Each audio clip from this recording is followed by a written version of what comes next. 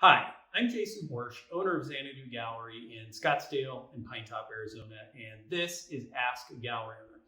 Today's question comes from James in California, and he asks, I'm putting together my portfolio using Google Slides and wondered about pictures and the frames. I make custom frames out of exotic woods that enhance the art and don't know if I should include them in the picture or not. Thanks for this opportunity.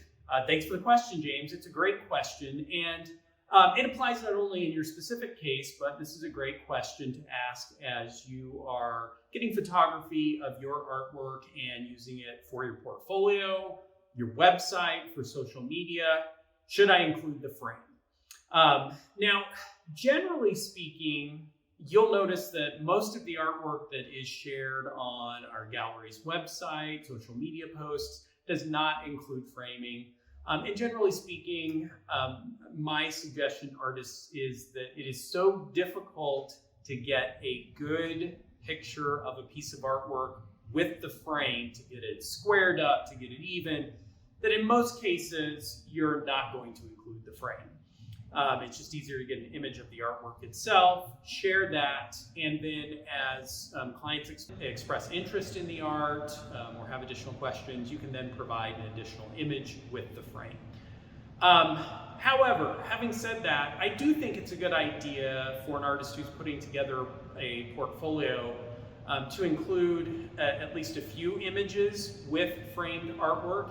And I would suggest that to do that, it would work best to get a photo of the artwork in a setting. So, could be in a living space, in a setup in an office or something like that, where you can get a sense of the context for the artwork being displayed. And this does several things. One, it kind of gives you a sense of the scale of the artwork.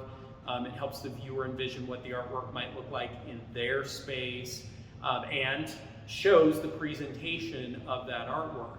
And so if you can do that with a few images, that's going to help the viewer of your portfolio, or this could be true on your website as well. It's going to help them understand what to expect of your artwork. And getting an image like this, even though it's going to take a little bit of work to get the setup, to display the artwork, get it well lit, it is not as hard to get. You don't have to worry as much about getting the frame squared up and getting everything to look cropped and professional and that kind of thing. And so that's a good way to do this.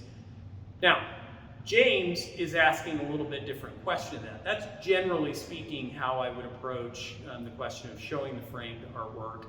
But James mentions that he's building custom frames that really are designed specifically to enhance the artwork.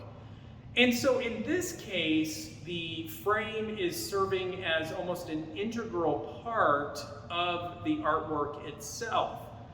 You're almost giving an incomplete picture of the artwork if you're not showing that frame. And so when that's happening, it becomes more important to display the frame. And it may become a little bit more difficult as well, depending on how the frame is designed. But what you're going to want to do is figure out, take the time to make the investment to set up a studio space where you can hang and display the artwork and light it well and get your camera squared up so that it's perfectly perpendicular to the surface of the artwork, and really work towards making that investment to get a system in place to capture that imagery of the artwork with the frame, because you are going to want to share that. And really, when it comes to sharing artwork online, that's what all of us are looking for. We're looking for the way that we can show our artwork to its best advantage. We want to attract interest in the artwork, inquiries about the artwork, and ultimately a purchase of that artwork. So any investment that we can make into sharing the artwork effectively and professionally we're going to see a return on that investment over time. So I hope that's helpful. I will have future videos on portfolios. I do have a free tutorial on creating a digital portfolio. I'll include a link where you're seeing this video.